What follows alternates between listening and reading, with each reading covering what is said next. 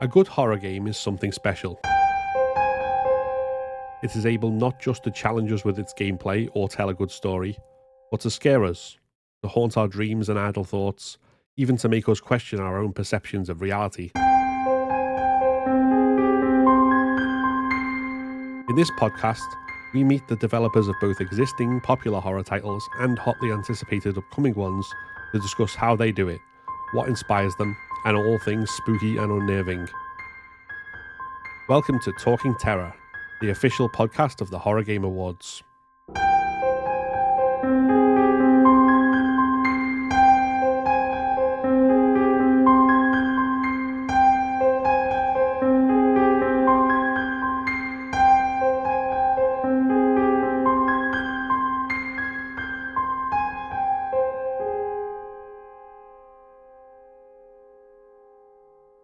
Hello and welcome to Talking Terror, the official podcast of the Horror Game Awards. As ever, I'm Phil and I'm joined by Ash. Sorry, jumping in. We're professionals, honest. Yeah, we planned this.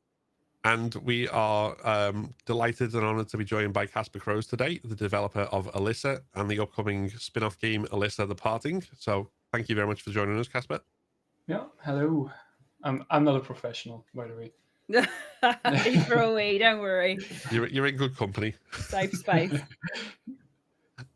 So before we kind of go anywhere else, I think Alysa is probably one of the games, I think, as far as I can tell, like in the timeline, kind of one of the early games of the current kind of wave of survival horror revival. So for anyone who may have missed it or hasn't played it yet, do you want to give a bit of an overview of what it's about?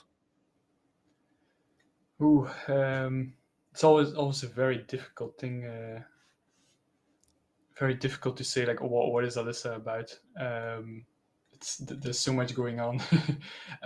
But yeah, you play as Alysa in Alysa. Play as Alysa, and it's like set in a fantasy universe somewhere around 1920s. And you are some elite soldier together with other soldiers, and you have to capture a spy who stole blueprints, which are unknown, but they stole it from the Empire or something. And yeah, so that's how the game starts, and then she ends up in a huge like dollhouse. It's called dollhouse because it's full of like mechanical creatures, like dolls and other kinds of creatures. It depends. Like you have, it's all like 5 or something different zones, and each zone has their own type of creatures.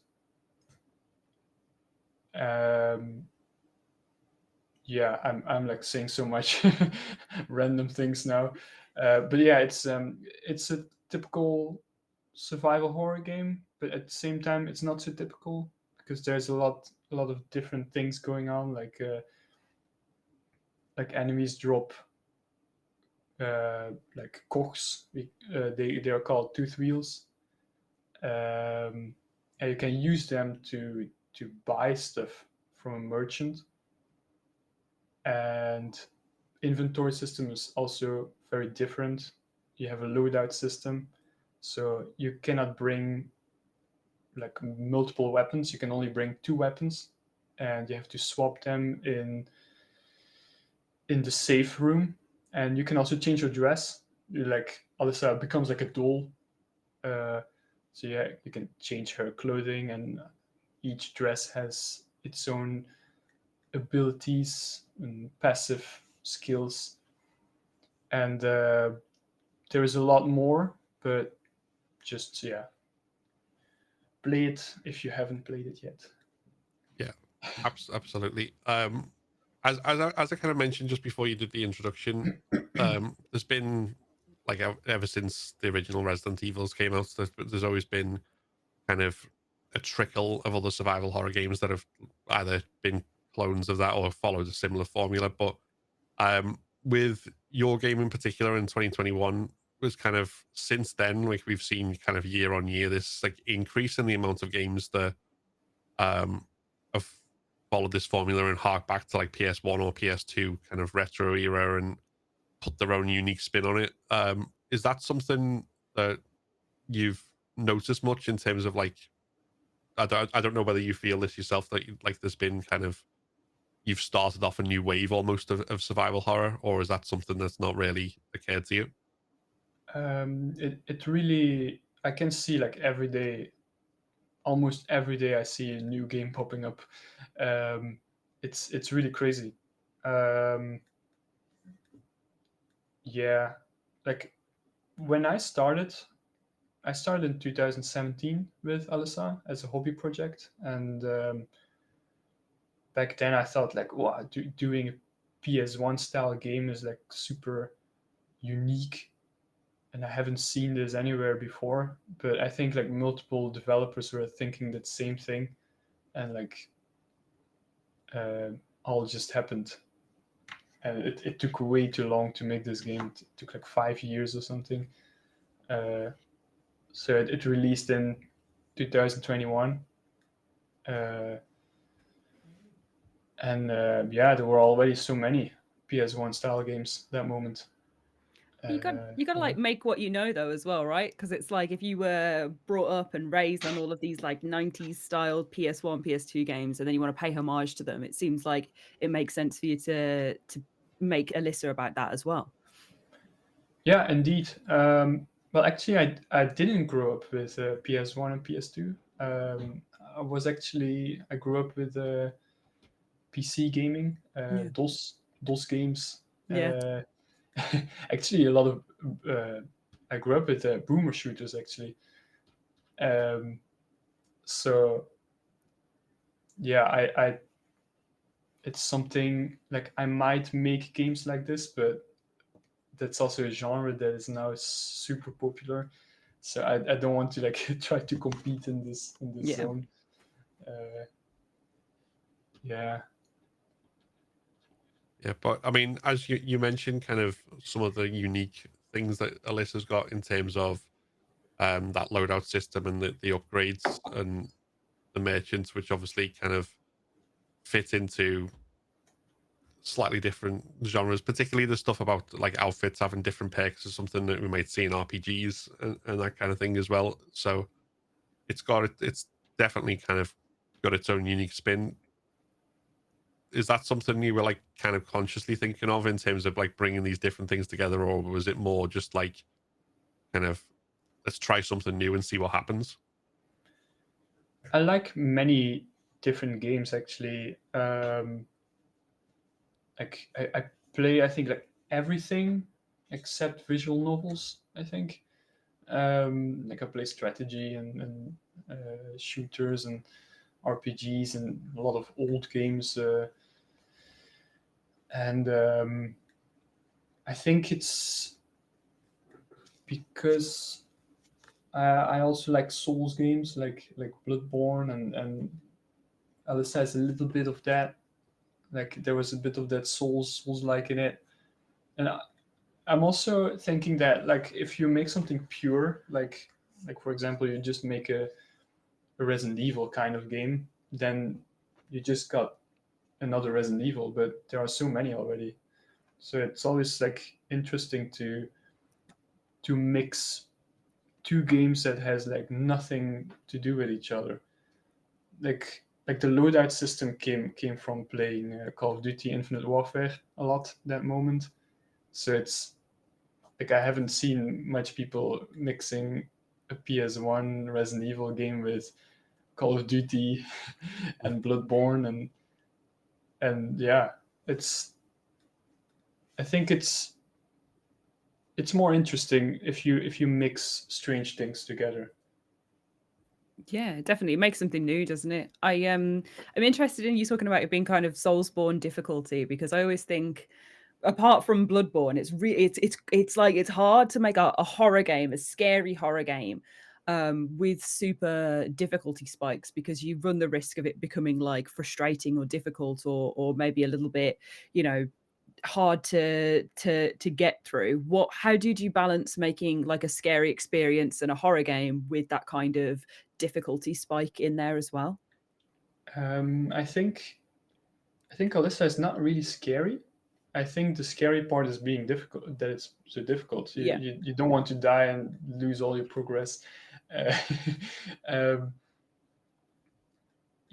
think I just like to make difficult games. And it's maybe strategically not so interesting as like, I don't know, in terms of like marketing, because a lot of how you say, like, people. Yeah, I'm not native English speaker. Sometimes it's hard to find the words. People who has to review games.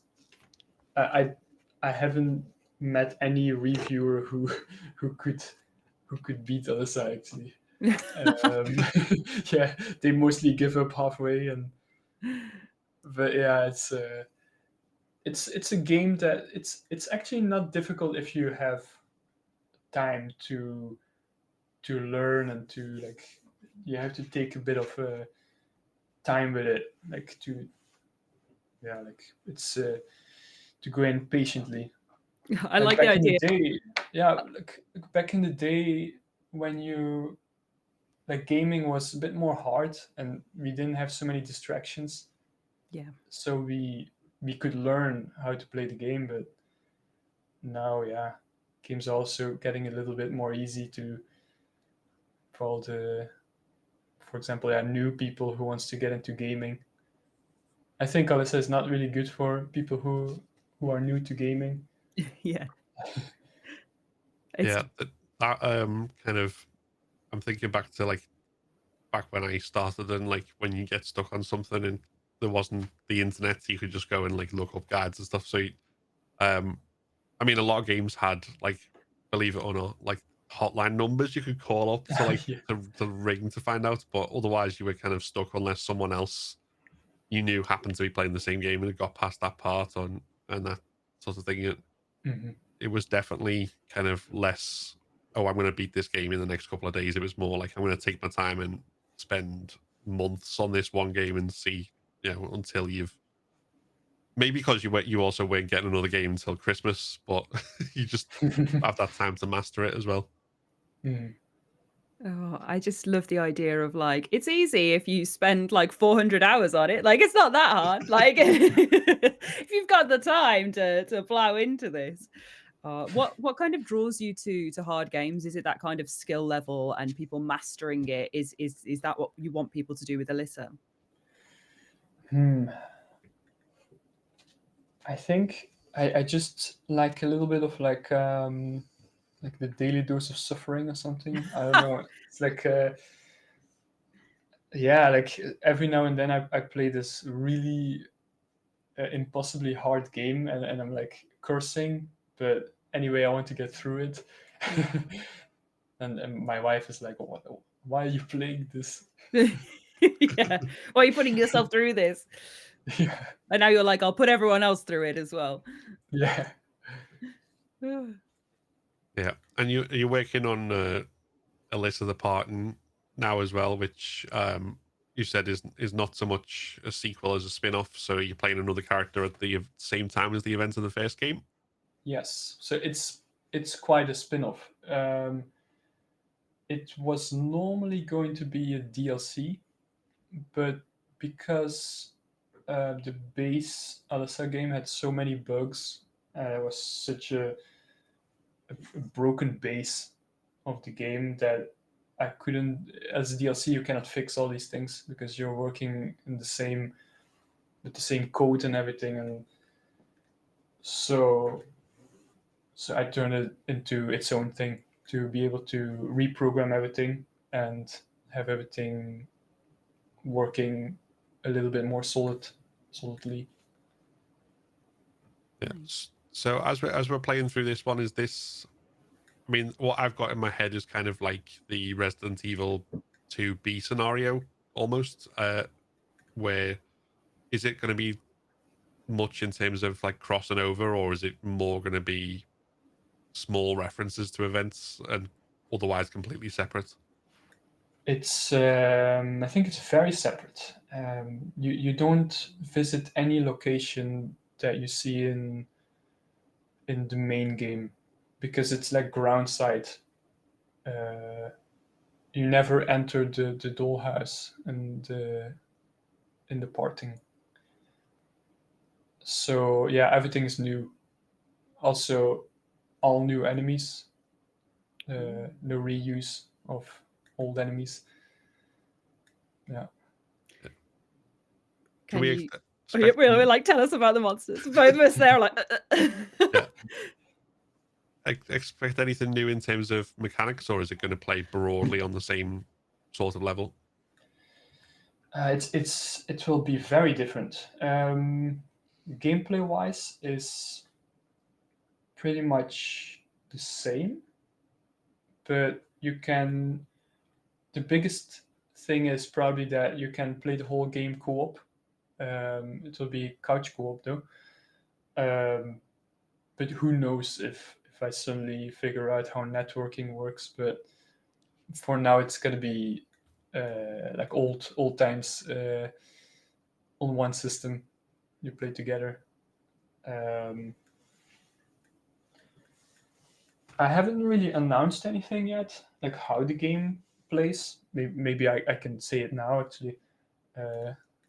News and We'd new love that. Yeah, yeah. please. So it's going to be a mission based game. So you have different missions. You can replay the missions. Probably each mission you can even get a high score. And you have a main hub where you can choose your missions. You will have like mini side quests that you can do. So yeah, it's quite a mix. It's not like a classic survival horror game. It looks like one, but it's very different. Yeah, so kind of like it's Crash Bandicoot that has like a hub world, isn't it? On the old school ones where you have like your different levels that you can go out into and see what's going on with them. That sounds really interesting. So will each kind of spin-off section is it going to be like vastly different areas, like different biomes, different like forests or houses, or is it all kind of tied together within the same sort of ecosystem? Everything will be like in the same area. So Yeah. everything looks kind of same, but everything will be quite different. Yeah. I'm also kind of like mixing things like in Alysa you have this one boss that turns into a rail shooter, like suddenly, and one moment you're like sneaking. Like I want to have like these kind of strange events happening, but you're like two people, so sometimes you have to do something completely different. Yeah. So like one person has to do a puzzle while the other person has to defend and shoot the enemies. And there is a storyline, so there's a beginning and an ending. So all the missions are connected as a story. So it's not like arcade random. Yeah. Yeah. So that's kind of how it will work. Nice. So it sounds like the co-op element is a big part of what pulls like the different types of gameplay into it. Yes, I think that's the yeah. But the co-op and I think the fact that it's mission based, I think that's the most different part compared to Alysa. Since Alysa is kind of like in one go. Yeah, I don't know if I'm. Yeah, I know what you clear. mean in terms of it's a kind of single continuous playthrough rather than individual missions. So would you say that was the biggest challenge of it then, with making this co-op? Is that something like completely new from your point of view in terms of developing the game? Definitely. It's a very new thing for me to do multiplayer, but I kind of grew up in multiplayer, so multiplayer games. So it's always something I always wanted to do. Co-op games. Maybe that's like the future of my games, that I will always add co-op. Because for the people who played the original Alysa, they might know that there was a character called Elise. She's wearing a red, she's a doll. So it's actually like cut content that normally there could have been a second player to play as her. Yeah. But yeah, with the Kickstarter budget, it was impossible to get it in there. But yeah, I think in the future I might do a lot of co-op. Yeah. Because yeah, my top favorite game when I was a kid was Halo. I used to play this with my brother a lot. So that's probably why. Yeah, my dad still plays Halo now. The Halo Wars, he's got it on all the time in it, like always in the background.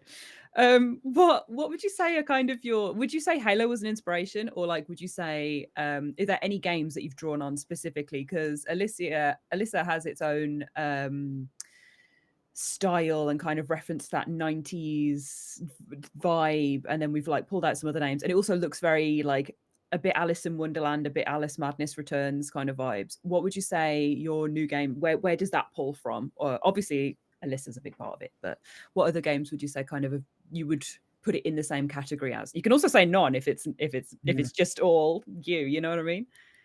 I think it's a bit of a mix of everything. I think there's a bit of like the original Stalker in it, maybe. The game is very brown for some reason. Like while Alyssa is very colorful, this game is like constantly like everything is brown. Yeah. Okay. And yeah, maybe a little bit of what's that game called? They're working on a remake of this game, Capcom game, samurai game. Oh, oh no, I can't think of it either. I'm literally going to Google it. Capcom remake samurai. Let's go. We're going to Google it. Onimusha. Yeah, Onimusha 2. Yeah. Yes. There we go. Yeah, it's a bit like Onimusha 2, kind of. You have like many NPC characters and stuff, and cool. Yeah, like, and you have like these mini side quests that you do in your town, and a little bit like I got some inspiration there. Yeah. So yeah, it's a bit of these games. Nice. And then the brown is like Fallout, right? That's the the draw there. So just in terms of the co-op as well, if is this co-op where if you can still play with just one player if you don't have someone to play with, or is it kind of mandatory co-op?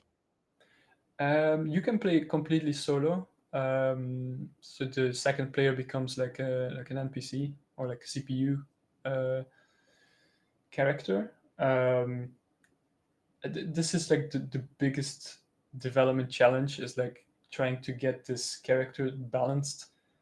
That it's not like, otherwise you have to do like constant babysitting, which is not nice. Or he's like too good and he's just like carrying you. So I have to like kind of figure out like how to make a great balance there. So but yeah, normally the game will be completely possible in solo mode. Yeah, so it's something kind of on the lines of like with Resident Evil 5. Yeah. Hopefully, as you say, with better AI, I think. Yeah. Well, actually, I would be happy if it's as good as Resident Evil 5.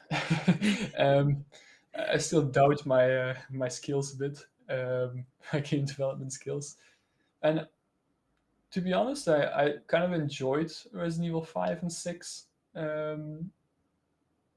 Played completely solo. The AI was okay to me. Yeah. Yeah, I think with that one, obviously it depends on kind of your experience of it at the time, I guess. There,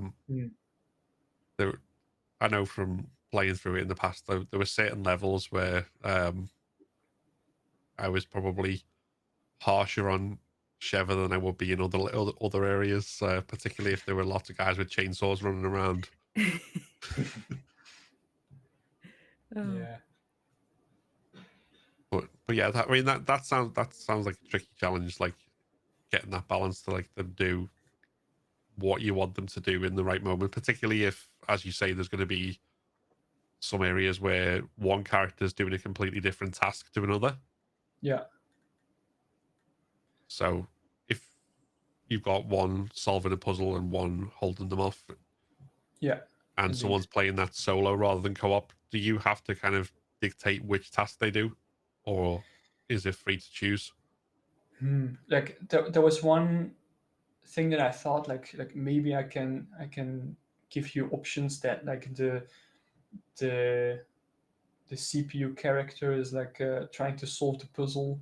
Like you like if you don't like puzzles, maybe you can say to the other guy like you do the puzzle, let the AI do it.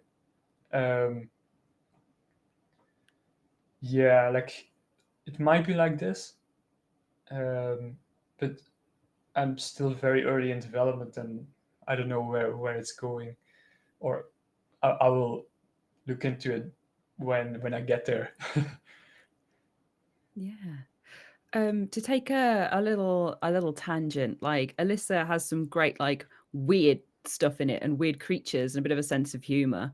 How's that going to come through this time around? Like, is there still that kind of sense of humor? Have you got any cool, unique beasties you can tell us about? It's still very unique, I think. Very weird stuff. Yeah. I think it's more creepy this time. It's because everything is like all the creatures are not so clean. They're like half rotten and stuff this time. Yeah. Yeah, they're more zombie-like, but weird at the same time. Like I made a creature that is a bit like I don't know how to explain. It's like a bull or something, but it has like a human face and like a bit dull human face and yeah, like these kind of strange mixtures because like there could be a farm somewhere and they got affected by this finger of God radiation and the creatures turned into strange things and yeah, so stuff like that. Nice. I like how the laws loring as well. It sounds good. Yeah. I love a little weird creature encounter. I think that's kind of what makes horror games and scary encounters to me is how off the wall the creatures can get. So broom with face sounds like a good little taster. You know what I mean? It's like Fantasia gone wild. Indeed. Yeah. Oh wait, did you say broom? Yeah, did you say broom? I said a bull, like a bull. A bull? Like a cow or something. Oh, a Yeah. bull! I like the bull as well. That's it. I was thinking, well, the broom. I was thinking, interesting, but a bull, yeah, that's scarier, I guess. Less Fantasia then, and more like The Sims when you're cow tipping. What would you say is the kind of the most difficult part of being a solo dev, kind of, or like doing this as doing it as Casper Croes? Like, what's the experience? What's a day in the life of like when you're doing it by yourself? Well, I don't fully do it alone because my wife Alysa is also does a lot. Yeah. She helps me a lot with designs and stuff. I think like half the enemies is designed by her. Oh, sick. So if you see weird creatures, Yeah. that's a lot from her imagination too. And Oh my god, and, Mrs. Croes. she- It needs to be the Croes then, not Casper Croes. You get in Yeah. the Steam title. Yeah. So, well, I'm mostly. I think I work at least like 4 hours a day. I think. So yeah, and then just live stuff I do. And every now and then I have like a crazy deadline, something I want to reach, and then I work 6 or 8 hours a day. Nice. Yeah. And you've got that whole monster designing as a couple's activity, it sounds like. Which when we asked if anyone wanted to send any questions into the show to ask you, that was the kind of the main thing that came back was about the enemy design and the uniqueness of them. So I mean, to start with, is there one enemy you'd say that in the original Alysa that you're the most proud of it in terms of the design?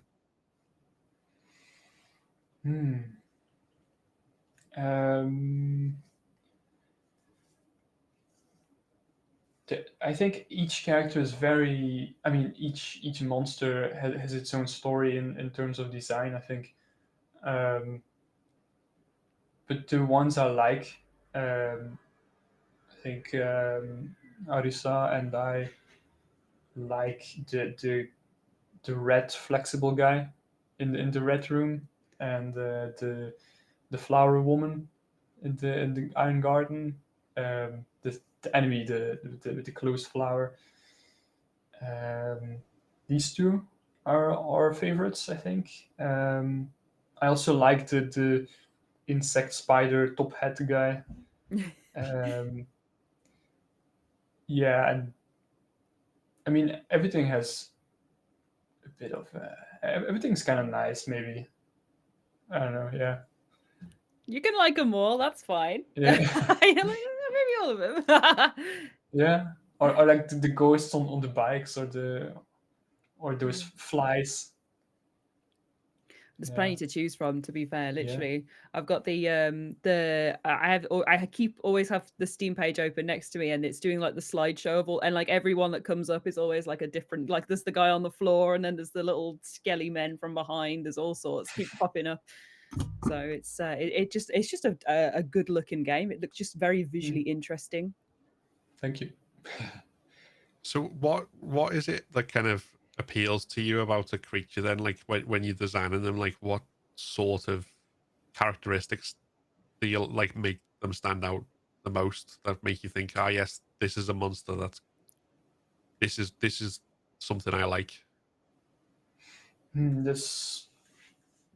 I wonder. It just comes naturally. I think it's just something we come up with, and sometimes Alysa comes up with something, and then I change a couple of small things, or I come up with something, and she improves some parts of it, and yeah, we sometimes even that like there was one thing like she had a nightmare about Alysa, the game, while I was making it. There was like huge faces coming out of a corridor, and I was like, "This sounds so good. I have to do this." And that's these big heads that you see in the House of Fun. It comes just from from inspiration from her explaining her dream nightmare at night, and it's yeah. Oh So my it's like God. really like occasional something that comes up. I Yeah, love that. That's such a cool concept. Just being like, I had a nightmare about it. Let's put it in the game. Like that's Yeah. like proper spooky. you get that thing in nightmares as well, where like it's something that like ordinary human features, for example, but then some things like out of proportion or distorted in a certain way. And I think when you take that and put that in a horror game and like just take the ordinary and just twist it slightly. Yeah. And it definitely seems like that was kind of your intent with a lot of this, is just like take something which in other circumstances could be quite ordinary, but then just twist it in a way that makes it more macabre and horrifying, and then obviously set it loose on the player as well. Yeah. No, I think the uncanny nature of especially dolls and everything as well, it all ties together, doesn't it, with Dollhouse stuff as well. So is any of this kind of based on, other than like the nightmares that you mentioned, is any of this based on like things that you're afraid of yourself, or is it other inspiration?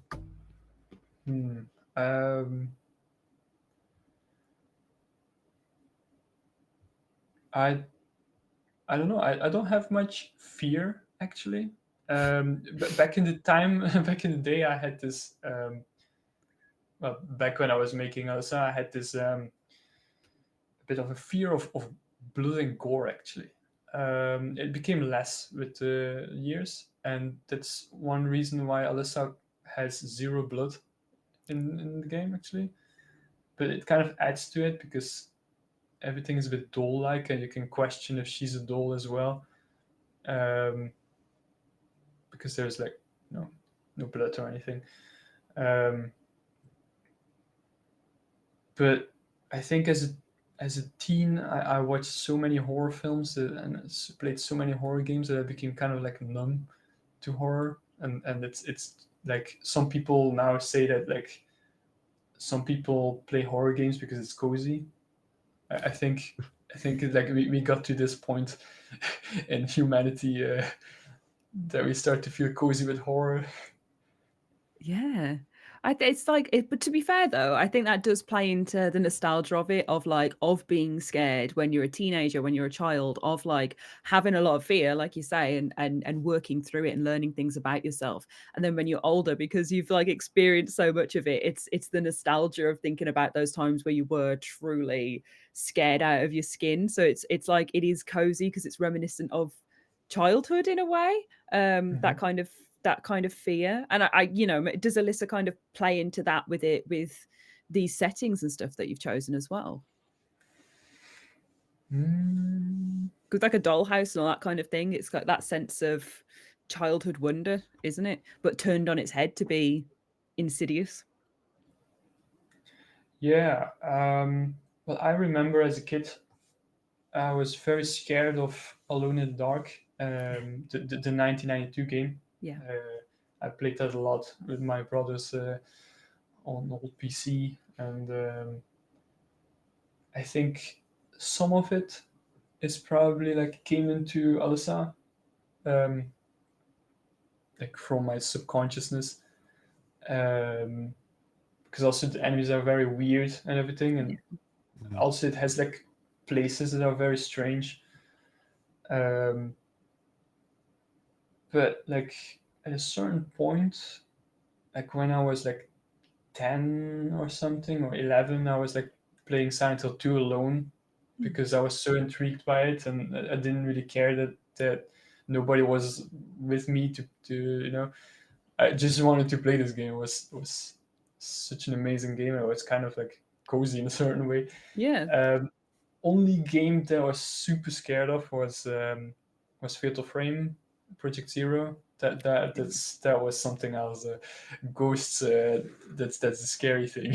Yeah, well, you're face to face with them as well, aren't you? I think anything that gets in your face and the way that they are designed is like next level. So that is totally understandable. I was going to ask you. Oh, sorry, carry on. Yeah.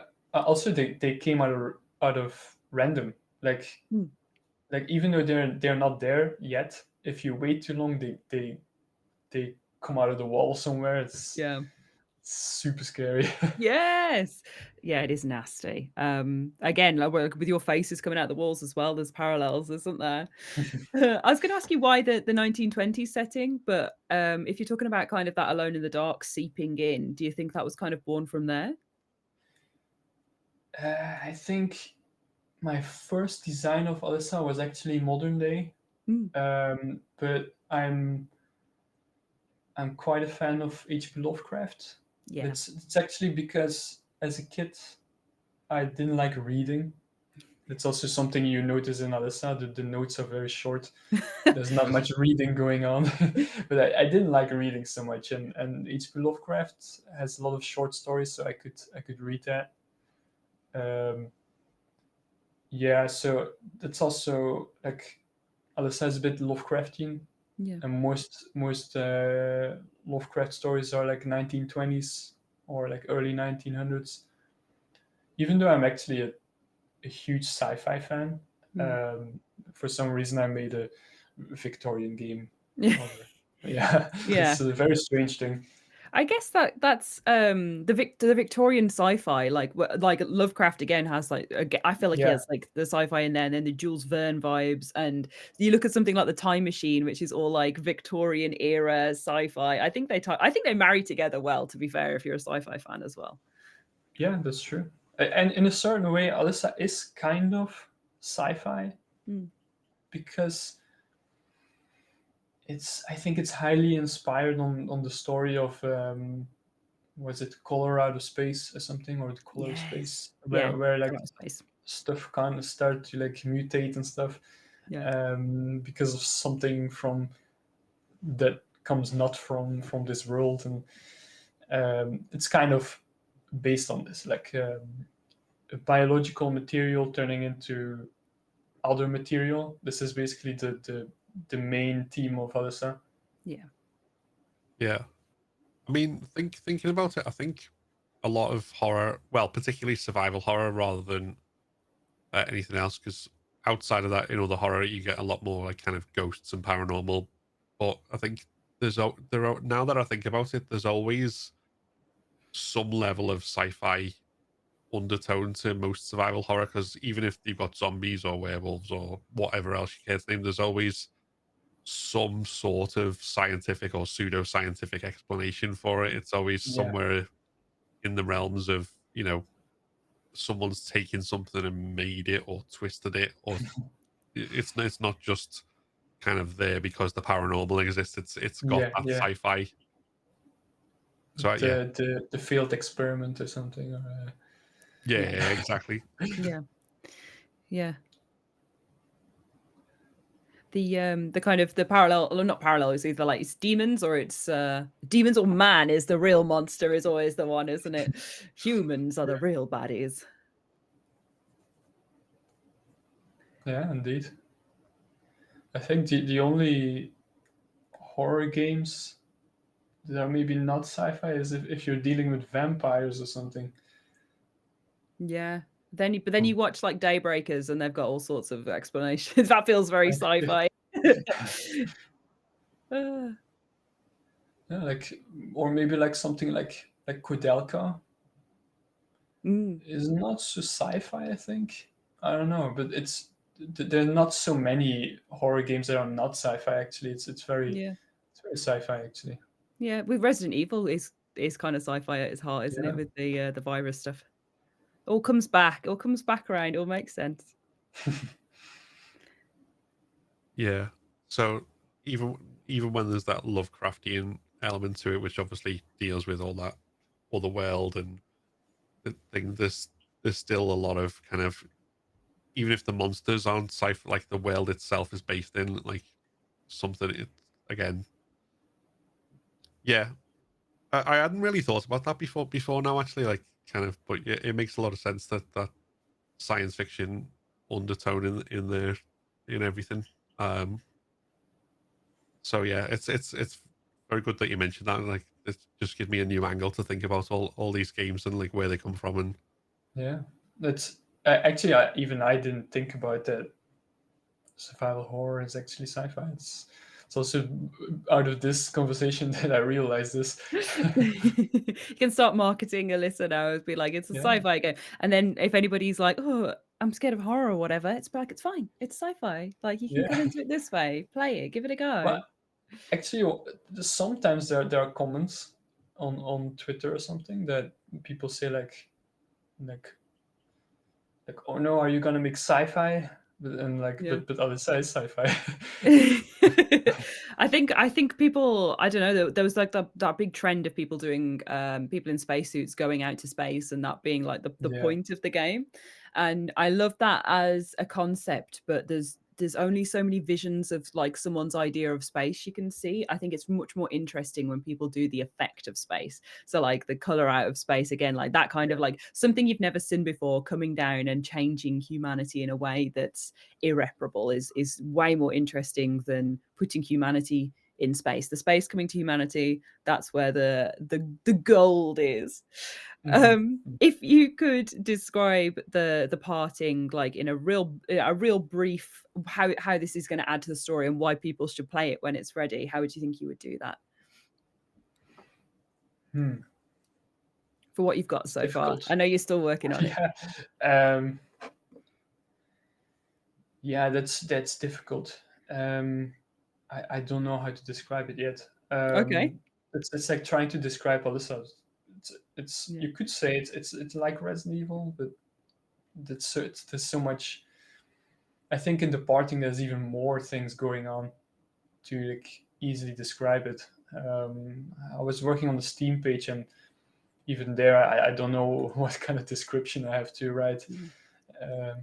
Something to think about. Yeah, to be fair, it being this amorphous unknown thing is also quite spooky and appealing as well. So I think that works in your favor. Yeah. Yeah.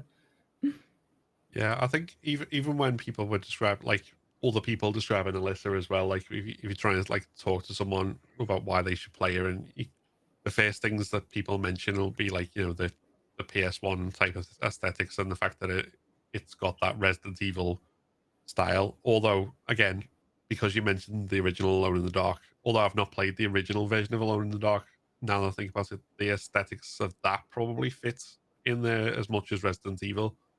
Just came the graphic style, but I think once you play it, you do realize it's much more than that in the sense of like, and it brings you in with that nostalgia and then offers you something new.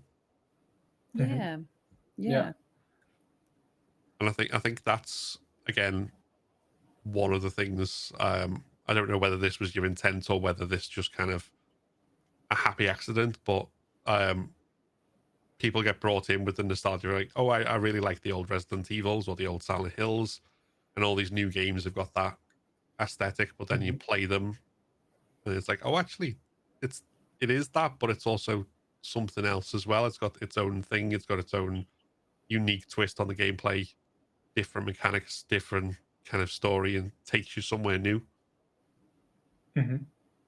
Yeah. Is that kind of what you were going for? Is it just kind of, again, a happy accident?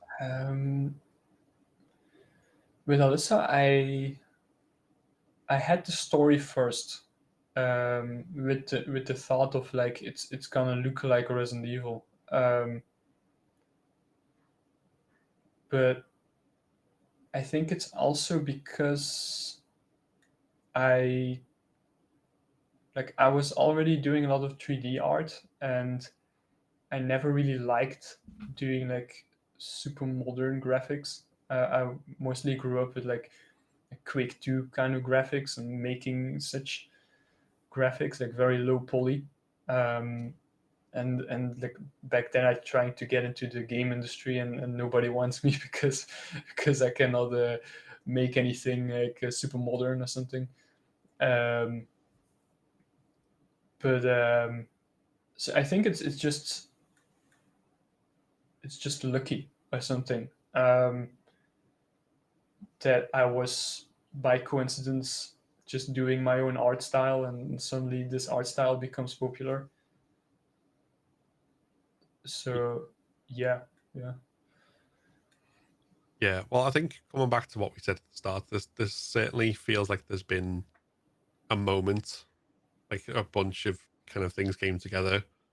Obviously 2020, 2021, the height of the pandemic, and people got into gaming a lot more. And again, I do keep coming back to kind of Alyssa and Tormented Souls and Signalis as being kind of like the originators of like this new wave of survival horror, like the revival that we've had over the last few years. So I think you've definitely played a big part in kind of bringing that back to the forefront.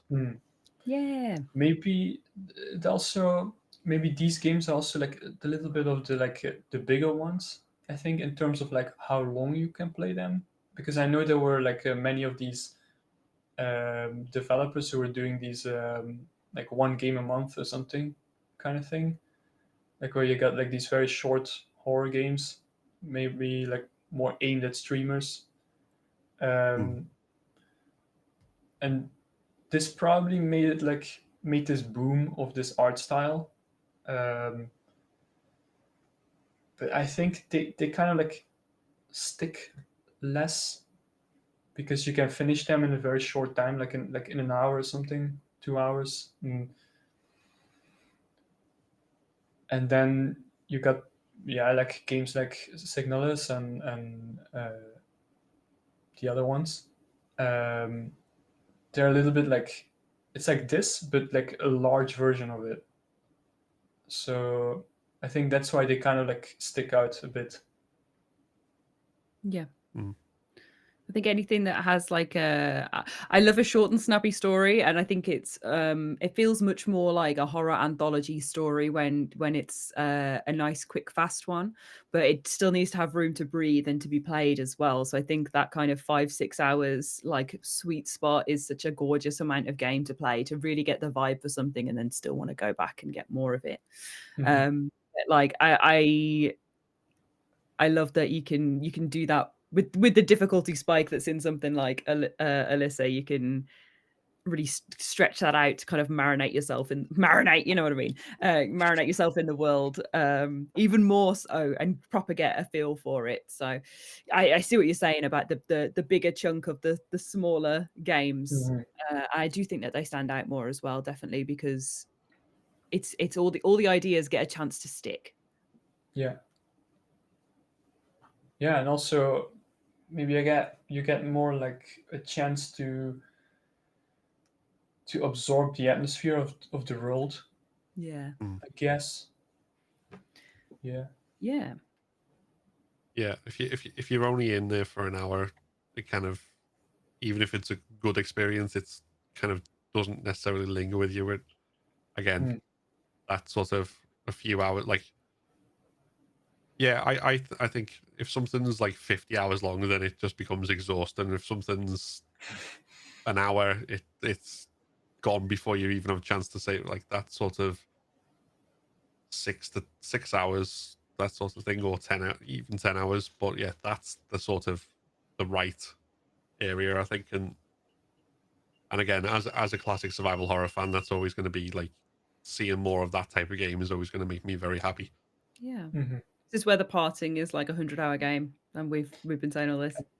I'm a bit scared that it's going to be like pretty short, actually. Yeah.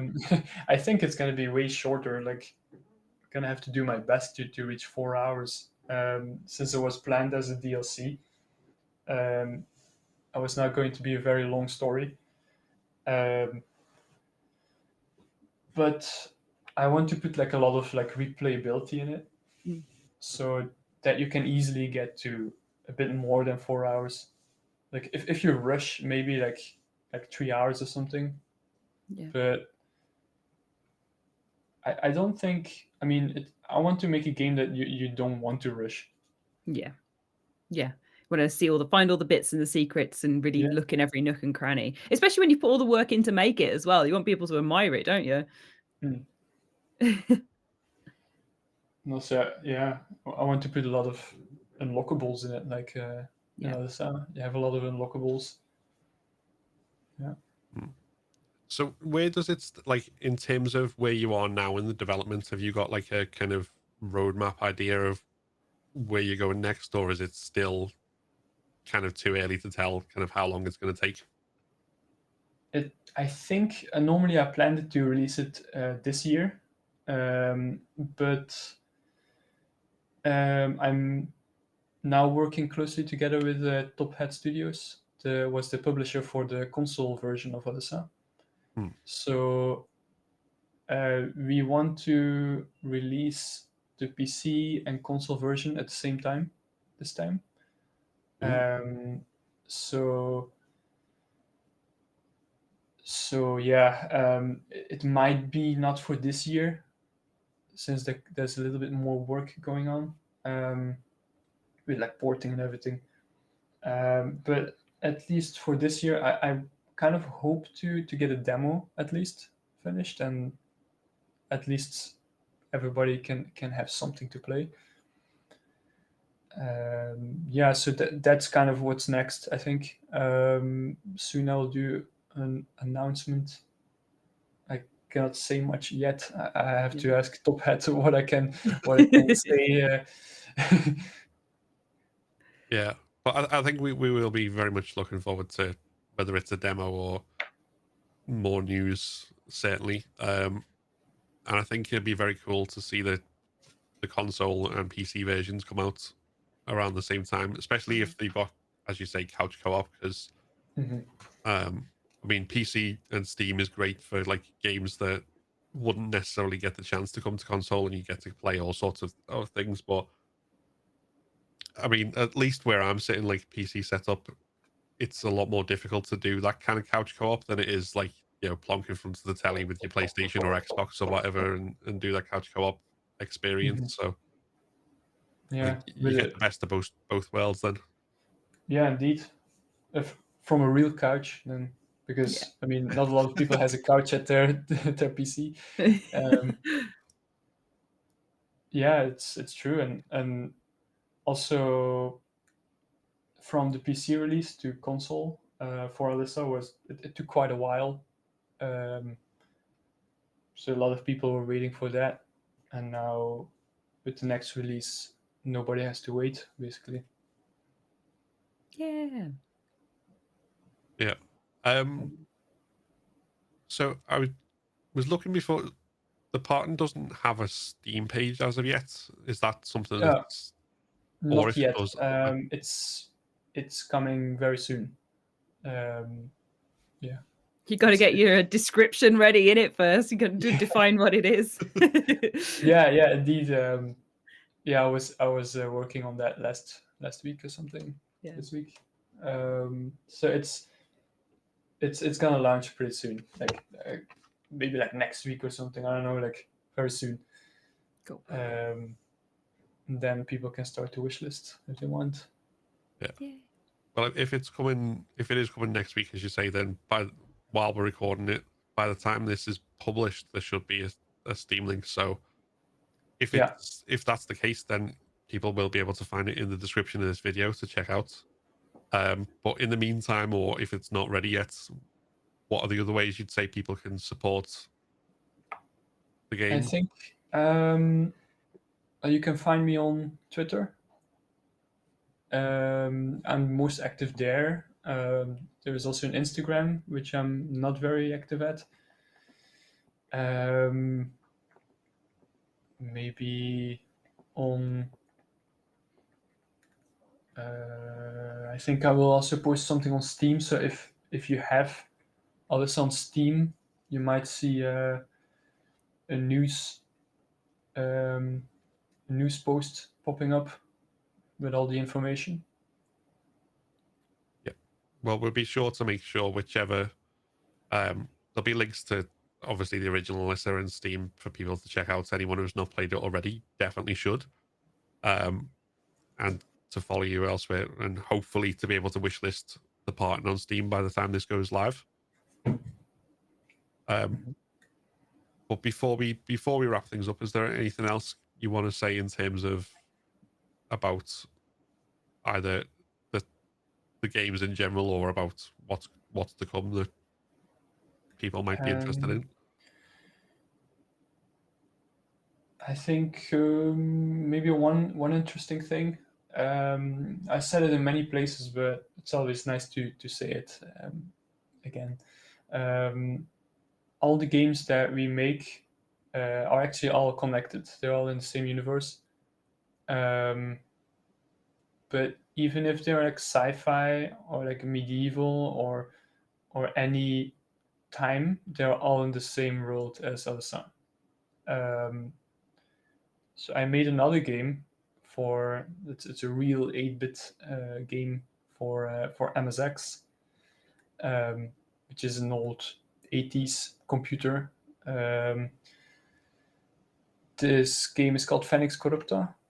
I don't know if any one of you heard of it.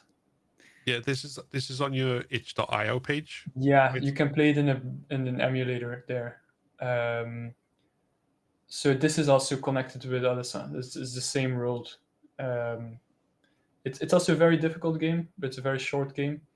If you're really good, you can beat it in 10 minutes.